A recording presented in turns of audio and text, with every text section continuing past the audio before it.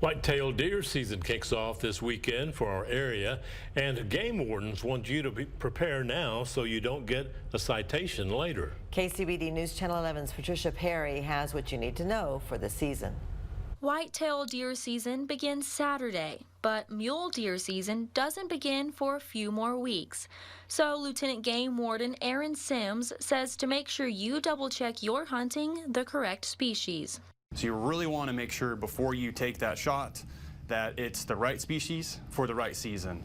Mule deer will open up later in the month, later in November. Regardless if you're hunting white-tailed or mule deer, both have bag limits, which is how many you can kill in a day.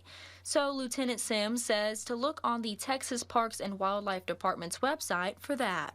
You want to check specifically to each county. Some counties have different bag limits for bucks than others. You might be in a 1 buck only county, or your county might actually have a 2 or 3. For deer season, Lieutenant Sims says there are 2 common violations you want to avoid. The number one, like every season, is no hunter education. Anyone born on or after September 2nd, 1971 has to have that hunter education certification. Lieutenant Sims says the second one is many people don't tag properly and immediately after taking their shot. A lot of times we see people get that tag off their license and mark out the date with ink. You actually have to cut it out. If you don't follow these rules, Lieutenant Sims says you can face a fine up to $500.